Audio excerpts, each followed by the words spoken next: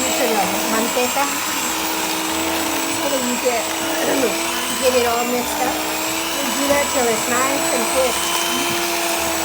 Then you put your 5 teaspoons of baking powder.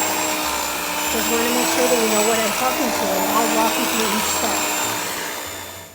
So now we put the 5 teaspoons, not tablespoons, but teaspoons of baking powder. So I use, let me see,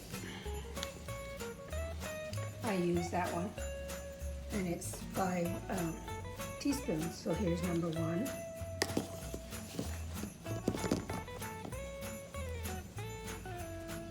Number 2.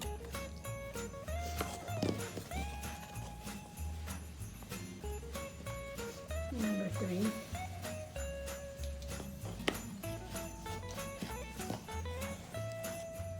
Four. And 5. And then you continue to whip. If you want the baking powder to completely be mixed, because if you don't mix it well, then your tamale ends up with baking powder in one particular one and it'll taste funny. But you want to mix it really well so your baking powder is mixed really well. So at this point is when I do things a little bit different than most people. After you've whipped up your lard with your 5 teaspoons of baking powder, I add the seasonings to my lard and keep on whipping so that they're all mixed before adding my masa. That way you know that it's been all nice and mixed and blended. Where normally people add their masa and that and then put the spices, I like to blend the spices in with the lard. Then it's just all nice and neat and well blended. So the spices that I use are the chili powder, the nor caldo de pollo. I use that instead of salt to give it a lot of flavor. And then just garlic powder, not garlic salt. A little bit of onion powder. Some people don't use it. You don't have to. I use a little bit of it. Cumin and black pepper. So I will put that amount into my lard that's already been whipped. As you can see, it's nice and peaked. You can see it's nice and whipped. And then that's the masa that I use. And I'll be adding 6 cups of masa. I will kind of tantear how much the caldo de pollo is. It'll most likely be about a tablespoon to 2 tablespoons. Depends on how much how you like it. I will probably use 2 tablespoons. And then the chili powder will be, I'll start off with 1 tablespoon just to be safe. And then the onion powder, I would say use about a half a tablespoon. Cumin, same thing, half a tablespoon. Pepper, half a tablespoon. And garlic powder, about 1 tablespoon. And that's what I'm gonna whip up into the lard and then add. Then you whip up everything, continue to whip it until it's really mixed. And everything is mixed. So again, it was 2 tablespoons of the chicken broth, 1 tablespoon of the garlic powder, 2 tablespoons or a tablespoon and a half of the chili powder, a half a tablespoon of comino, half a tablespoon of onion powder, and half a tablespoon of ground black pepper. So now we're ready for our masa. And what I use this type of masa, and you put into everything that I've done so far, you add in 6 cups of masa. So what I do is I do about 2 cups first, because I like to use my blender, whipper, whatever you call it. And then I put in my water. So what you use is your pork base, what you've cooked your pork in. So I did mine in the crock pot. And when I was cooking in the crock pot, what I did is I added water to it, so it released all its juices into the same water that it was cooking in. So what you're gonna use is approximately 6 cups of broth, But if you don't have enough for 6 cups, then you can use just plain old water. So into the whipped up lard mixture that I have, I added 2 cups of the masa first, and then 1 cup of the water, of the broth, I guess you want to call it, so that you can start mixing it together. Okay? And then you do the same process. You kind of whip it in like this. Okay, now I stop, because you don't want to make a big old atole. And then you put in another 2 more cups of masa.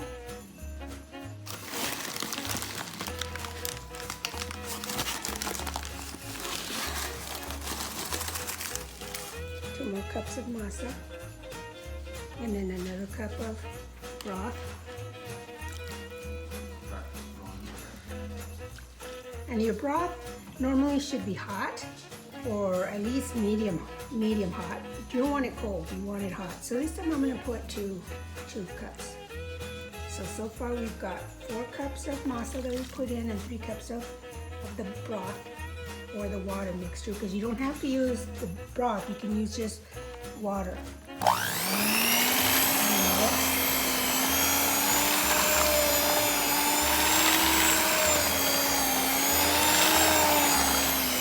Just to get it all blended in, because you're still going to use your manos. This is just to kind of get the basics in. And stop, and add the final 2 cups and the broth. Okay, so now with clean hands after you've washed your hands, or you can wear gloves, it's up to you, however you want to do it. But now that you've kind of mixed it with the blender, now you've got to do it with your hand, and you've got to knead it together, or amasarlo as we say it in Spanish. And then you go in, so most of it has already been done, and that's why, see how wonderfully beautiful the spices have been incorporated into the masa already before you even go to the masa. It's already good and ready to go. So now you knead it through, and you can feel it in your hand, and the way you're gonna feel it, it's kind of like sand. It's not really super wet, but it's not dry. It's got a good mixture to it. And most people like to embarrar or spread it on their corn husk when it's about like this. Depends on how you do it. There's a variety of different ways that you can put it onto your husk. You can spread it the old traditional way with a spoon, and you spread it on. That's a little bit more time consuming, but it's so much fun when you include your entire family. When you do that, when you do it by the spoon in the old traditional way.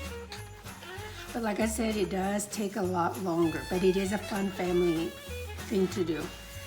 You can do it also by using your tortillera or a presser, however you want to call it. And you get your hoja, your corn husk, and you got to feel for the correct side. There's always a right side and outside and inside, and you can see how it folds in. It's soft and smooth on the inside. That's the correct way to do it. The other side is rigidy, and that's the outside. So you want to make sure that it's the soft side that's in there. Then you can put your masa. You can get about, I'd say, about that much, which you would say is an ice cream scoop size of masa, and you would put it right in the center like that. And then with your presser, you can use it to press it down, and it would press it down. Put something plastic, and it would press it down. So let me just do something real quick to kind of show you.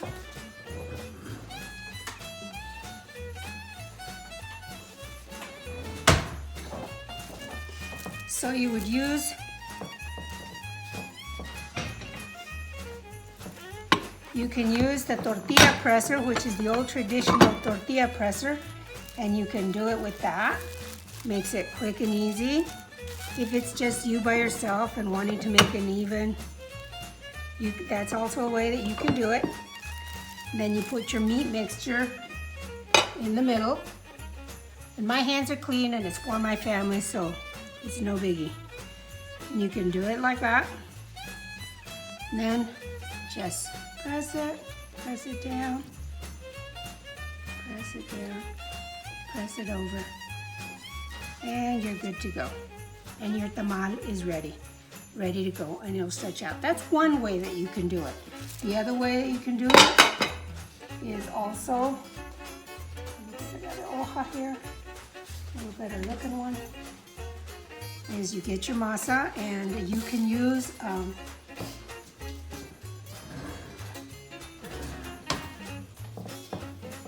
tablespoon. So again, it's kind of like about as much as you would for an ice cream scooper. Put it in there, and you would go ahead and you can do this. You just kind of squish it down with your hand. Put your meat mixture in the middle. I know there's so many crazy traditional things that you can do. It just depends on how fast. So this way, doing it this way, actually goes super fast because you don't have to use anything else. See how you put it and it almost looks like a little raw taco? That's what you want to do. You do it like this, do it like this. And then you don't want it to be thick, so you just kind of press it down, press it down.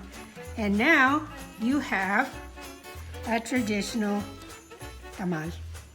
Very easy. This way, if you're making a lot of them, a few dozen, you know, you can go really fast doing that and do it in an assembly line. You know, somebody does it, press, chomp, chomp. It's really easy and really fast. Anyway, there you have it. You have several different ways, and I showed you every step. Thank you. Then once you've done wrapping them all, I normally lay mine like that. I lean it in a steamer like that. It's all ready to go. And you get your water boiling, get it to a rapid hot boiling.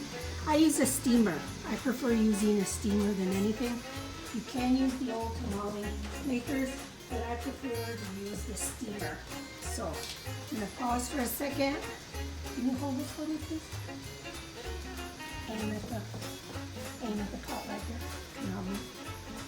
there. And we go ahead and put our steamer in as it's steaming. And then you're gonna put a moist towel to cover it. I use just a moist towel, just a little moist, not too much water. You don't want to drench it on the top, but you cover it. It helps keep the steam inside and cook the tamales. Then you take your cover, cover it up, and now it's going to boil, and I put it on medium to medium high. So I put it at about a 7, 7.5, and I start it with 1 hour. At 1 hour. So what I do is I occasionally lift it up.